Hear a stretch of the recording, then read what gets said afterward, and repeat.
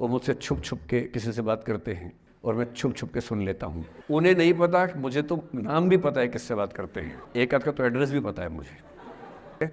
मुझे पसंद नहीं करेगी, तब तुम मेरे पास आना प्रिय, मेरा दर खुला है खुला ही रहेगा तुम्हारे लिए, ये क्लिनिक खुला है खुला ही रहेगा तुम्हारे लिए, तब तुम मेरे पास आना प्रिय, ये ठेला खड़ा है खड़ा ही रहेगा तुम्हारे लिए। 3-4 प्रसंग होते हैं। एक होता है कि आप किसी को बहुत चाहते हैं पर वो आपको नहीं चाहता। आपकी उम्र में ये सब तो खेल होता है, और क्या खेल होता है। मेरे घर में 2 बच्चे हैं 17 साल के, तो मैं उनको देख के समझता रहता हूँ। वो मुझसे छुप छुप के किसी से बात करते हैं और मैं छुप छुप के सुन लेता हूँ। तो उन्हें नहीं पता, मुझे तो नाम भी पता है किससे बात करते हैं, एक आध का तो एड्रेस भी पता है मुझे। और मैं तो बच्चों को बोलता हूँ कभी जाना वाना हो तो मैं ले चलूँगा, चिंता मत करना, बोल देना कि ड्राइवर साथ में आया है, टेंशन मत लेना। तो मेरे तो बच्चे मेरे दोस्त हैं, मैं तो बड़ा दोस्ती के भाव में रहता हूँ। मेरा एक ही बेंचमार्क है कि वो जिस उम्र में जैसे हैं मैं कैसा था, और वो मुझसे अच्छे चल रहे हैं, उससे ज़्यादा उम्मीद मुझे करने में नहीं चाहिए। मैंने जो कुकृत्य 8वीं क्लास में किए थे उन्होंने 11वीं क्लास में किए, तो बहुत है। मैं ये क्यों मान के चलूँ कि वो देवी देवता पैदा होंगे, मेरे ही तो बच्चे हैं भाई। जीन तो मेरे ही है, तो कैसे देवी देवता हो जाएंगे। तो ज़्यादा उम्मीदें क्यों पालनी है बच्चों से भी। मैं क्यों चाहूँ कि मेरा बच्चा आईएएस जॉब करे, क्यों करे, वो आईएएस भी क्यों करे। उसका मन करेगा तो करेगा। अगर वो कहेगा कि मुझे स्टार्टअप करना है, स्टार्टअप कर लो भाई। अगर वो कहेगा मुझे कुछ और नौकरी करनी है प्राइवेट सेक्टर में, तो वो कर लो। मैं क्यों ठेकेदार बनूं उसका भाई। मैं क्यों ये चाहूँ कि वो मेरे रास्ते पर चले, मुझसे बेहतर बने। ये सब बेकार की बातें हैं। तो मैं कुछ सूत्रों में आपको बात बताता हूँ। इस उम्र में आप कितना उसको फॉलो कर पाएंगे मुझे नहीं पता, लेकिन कोशिश करेंगे तो कुछ तो फायदा हुआ ही। पहला सूत्र मेरा आप लोगों के लिए ये है कि जब आप किसी को पसंद करें और वो आपको पसंद ना करे, तो टेंशन नहीं लेनी है, तेजाब तो नहीं उठाना है। ठीक।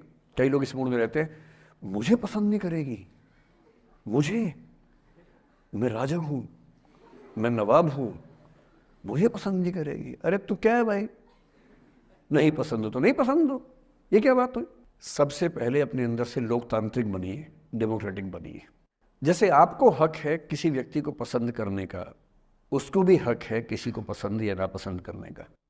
यदि कोई ऐसा व्यक्ति जिसको आप पसंद नहीं करते वो आपको प्रपोज करे, तो आप उसको मना ही तो करेंगे। बस मना इज्जत से कीजिए, किसी को बेआबरू करके मत भेजिए। ये नहीं कि अच्छा तुम शीशा देखा है कभी, रुको रुको आईना मेरी जेब में लो। ऐसे नहीं करना है। बड़े बेआबरू होकर तेरे कूचे से हम निकले, वो वाला भाव जो गालिब को आया था वो भाव नहीं आना चाहिए। अगर कोई आपको कभी प्रपोज करे, आप लोगों की उम्र है, ये सब चलता ही होगा आप लोगों के बीच में। मैं आपके टीचर से सामने बोल रहा हूँ, लेकिन मैं ऐसा ही हूँ। मैं जानता हूँ कि आपकी उम्र में से होता होगा, सब जानते हैं, तो होता ही होगा। कभी किसी से ये उम्मीद मत करना कि वो आपको पसंद करे ही करे। यदि कोई रिजेक्ट करे, बस हाँ, रिजेक्शन थोड़ा प्यार से होना चाहिए, बदतमीजी से नहीं होना चाहिए। उसके अधिकारों का उतना ही सम्मान कर रहे हैं जितना आप अपने अधिकार का सम्मान करते हैं।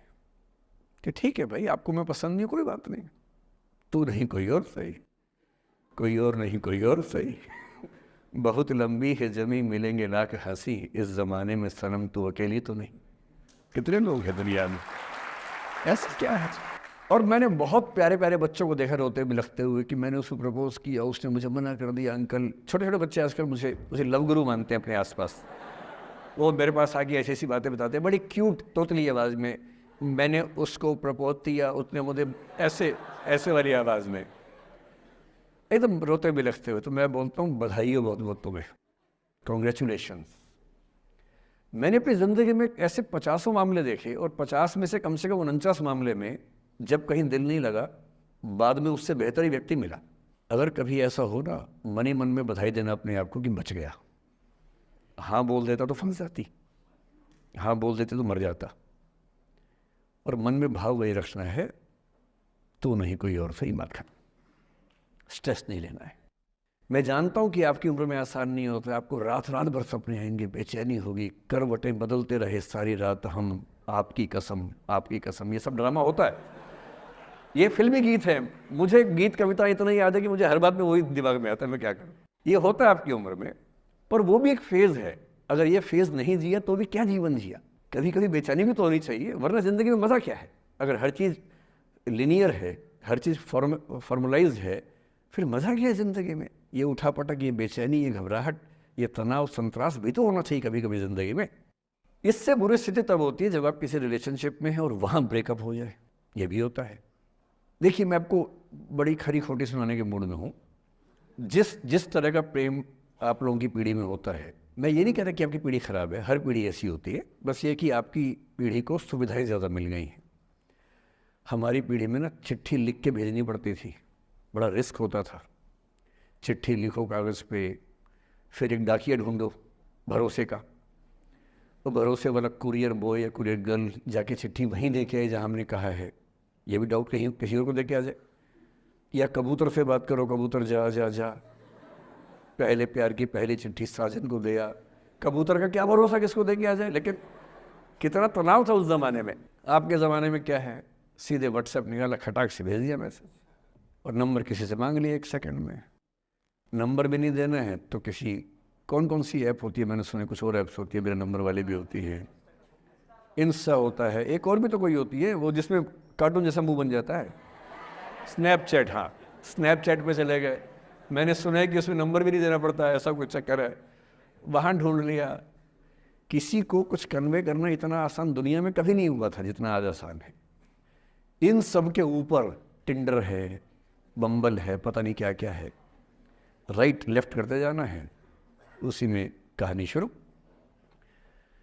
पर ये कहानियाँ जितने हल्के तरीके से शुरू होती हैं, मैं दावे से कह रहा हूँ कि 100 में से 99 अट्रैक्शंस 1 से 2 महीने में ख़त्म हो जाते हैं।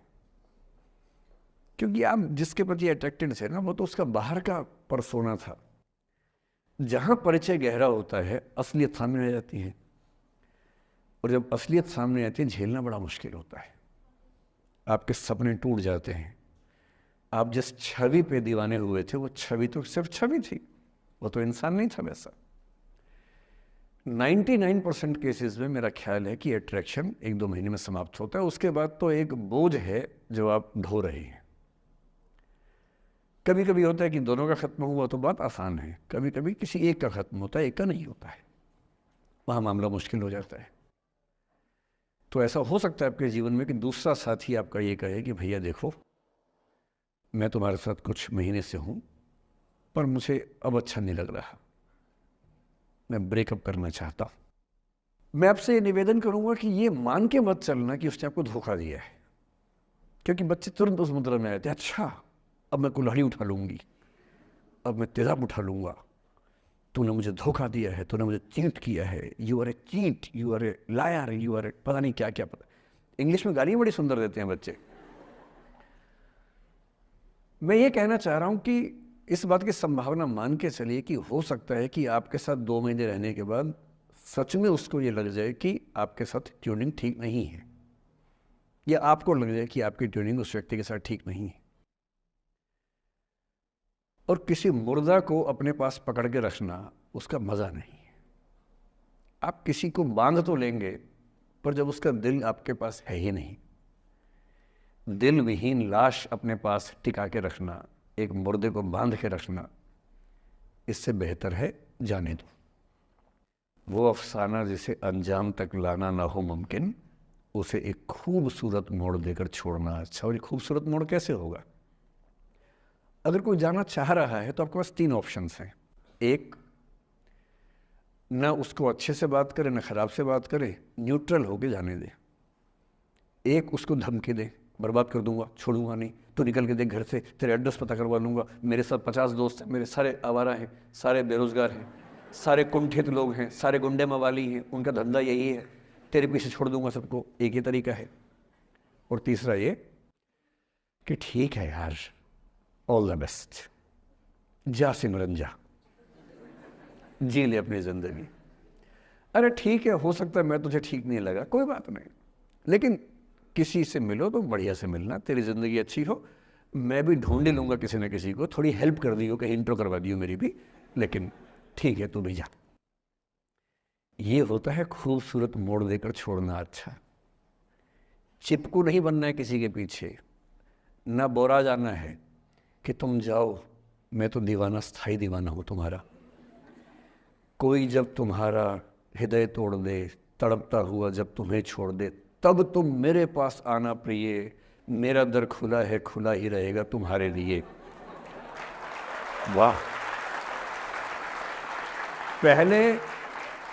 पहले के ज़माने में बेरोज़गारी का ये लक्षण था। हम जब छोटे थे ये गाने सुनते थे, हम ये सुन के बड़े हुए कि ऐसा ही करना पड़ता है शायद प्रेम में। तो हमारे स्कूल में लोगों ने इसका पैरोडी बनाई। जब कोई तुम्हारा सर फोड़ दे, तड़पता हुआ जब तुम्हें छोड़ दे, तब तुम मेरे पास आना प्रिय, ये क्लिनिक खुला है, खुला ही रहेगा तुम्हारे लिए, तो बस आ जाना। जब कोई तुमको सड़क पे छोड़ दे, गाड़ी अपनी वहाँ से मोड़ ले, तब तुम मेरे पास आना प्रिय, ये ठेला खड़ा है, खड़ा ही रहेगा तुम्हारे लिए। क्यों भाई, क्यों खड़े रहोगे? बेरोजगार हो क्या? अरे ठीक, जा सिमरन जा, जी ले, और मैं भी जा रहा हूँ जीने के लिए। ये दीवाना नहीं बनना है कि तुम मतलब मुझे ना चाहो तो कोई बात नहीं, किसी और को चाहोगी तो मुश्किल होगी। अजीब हाल है यार। तुम ठेकेदार हो कि तेरा ठेका मेरे पास है, नहीं तो किसी के पास नहीं है। अजीब हाल है। अरे ठीक है भाई, उसकी ज़िंदगी है, जीने दो उसको। क्यों किसी की ज़िंदगी में इतना हावी होने का प्रयास करना है? जब आप नहीं चाहते कि आपकी ज़िंदगी में कोई हावी हो, आप क्यों किसी की ज़िंदगी में इतने हावी होंगे? और जब बहुत दर्द हो ना, हमेशा दूसरे के पर्सपेक्टिव से भी सोच के देखिए कि उसको ऐसा क्यों करना पड़ा। क्या पता कोई मजबूरी हो, कभी कभी होती है।